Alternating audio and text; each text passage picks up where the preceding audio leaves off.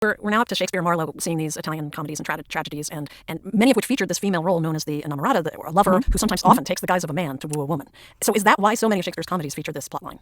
I think the root reason is that the audiences wanted Italian comedies, and Italian comedies are about love. So you have to kind of take it a step earlier. When the theaters opened, they could not just continue with the material they had. There was a really sort of desperate need for more plays, and where they turned to is Italy. The plot lines, the characters, so many came from Italian sources, but they also came from Italian theater and theater professionals. So when you make a love story, it's composed of scenes. So my take on it and my analysis is that what you do is you put together, just like a Lego, a story. And so you don't necessarily take the entire play and just translate it. They took different pieces of different plays, and especially scenes. And so for lovers or for a love plot, you might take all kinds of different things: a disguise scene, a mad scene, a lament scene, a woman fighting with her father, and these would be put together in different shapes. But a lot of that material was lifted from the Italians. And that explains why you write that the love story was moved to the center of the plot in the dramas that these troupes created. This was the effect of the Italian theater on English theater, which makes me wonder, what had English plays or playwrights focused on before? What was the focal point? Yeah, it was very. There were moralities that were in which the female roles especially were virtues or vices of various sorts, and there were romances that were sort of rumbustious. You don't know if you remember, like Shakespeare in Love. There was Ethel the pirate's daughter. This kind of play in which this is really much more what they were like, where it would not be kind of what we consider to be romantic comedy. That was not what they were. They were heavy on spectacle. Yeah, dragons and yes, and sword fights and big women, speeches. Women had to be saved from monsters. And also moralistic, or also heavily moralized and symbolic. So you didn't have, the Italians truly brought a new focus on character as governed by passions. And that is, I think I can stick with that. And I think that's very important when you think about, just think of Marlowe, Shakespeare, Webster, and especially the woman of passion. Well, let's hone in on the impact all of this had on two of Shakespeare's Italian adjacent plays, Romeo and Juliet and Much Ado About Nothing. So looking at Romeo and Juliet, is Juliet just a clear diva type then, and innamorata? I think so. And I think this is probably the toughest case I have in my book. I mean, if the Juliet chapter, I think that case is the hardest case to make, because most people think of her as an innocent young girl who is carried away by passion, and that's her role.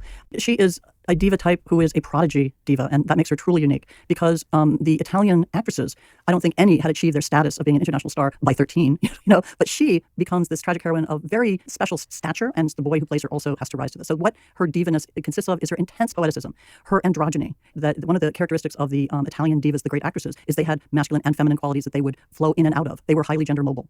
Not only did they play in and out of various disguises, their own characters were so dominant that they were often called virile. So we have this more than woman, and certainly Juliet is dominant in the relationship from the very start. She's the one who she proposes. She proposes. She's the poet, and she comes back and treats Romeo. It's clear that she's the better poet almost from the very beginning. And then her great star scene, Gallop Apace, it is so intensely literary. It is so intensely artificial in a good way. There's Ovid, there's Marlowe, there's all kinds of allusions, and it's woven together so beautifully, so artfully. It's one of the greatest soliloquies in all of English literature. So it's given to a 13-year-old girl. So what is more diva than a prodigy who is, just like we say a prodigy ballerina or a prodigy musician, right? She's a prodigy actress. And she knows that she has the status of, and she conceives of herself as an actress, because we know that when she's has to take the poison, she says, this tragic scene I needs must act alone. And you have a feeling that she doesn't just need to do it, she wants to do it alone. She has the stage, and she's the center stage, and she revels in that position. She gets to die twice. That's another thing divas always do. You think about Cleopatra, think about Desdemona. And so I just find her to be this marvelous child diva, yes. No, a very different character in Romeo and Juliet, the nurse. Now I'm wondering, do her comic book bits, like not answering any questions directly and drawing out scenes for comic effect and all that, are these also lifted from Italian theater, or standard bits borrowed from Italian theater? Absolutely. The nurse is a type, but she's Shakespeare makes her more than this. But it's still the back and forth thing between Juliet, the back and forth between the nurse and Mercutio. She is so much from the Italian theater. Okay, running down my list then, the very idea of battle between daughters and fathers, also straight from Italian drama. Absolutely. Okay, and so now I'm going to pile them all together, because if you don't know about the relationship between Italian theater and Shakespeare, you'll watch Romeo and Juliet and say they turned to suicide at the drop of a hat. It's crazy. Yet that's also another Italian theater trope, right? Absolutely, and it's played for comedies, but it can also be a very tragic moment, with mistaken deaths, etc. And Othello, that he becomes immediately jealous for no reason. Yes, and we see this in Winter's Tale as well. So a lot of the things we think, this is unmotivated, what is going on here? That there's a way of fitting these, as I said, these pieces together that are part of character type and character systems, rather than what we consider to be psychologically, consistent plotting. And now on to Beatrice of Messina and Much Ado. She's not just Italian, she's Sicilian. So tell us how we know that, first of all.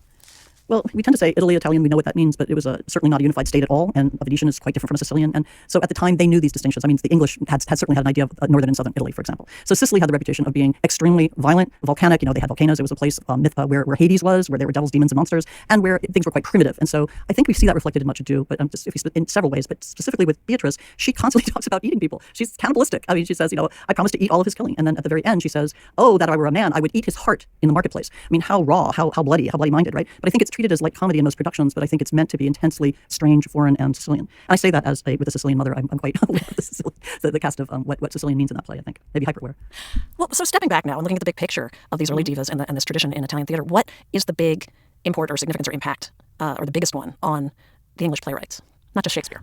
Okay, well, I think that, when you have a limited palette, if you're an artist, if you only have three octaves, for example, you can only do certain kind of music. And then if you double or triple your range there, it gives you so much more to work with. And it also stimulates your imagination, and it satisfies your audience with variety. And the variety and versatility is what the divas were all about. So the Italian theater ramped it up to 11, you're saying, for the English. Italian theater, right. You couldn't have, you think about the truly great, the canon of what's most taught and studied today.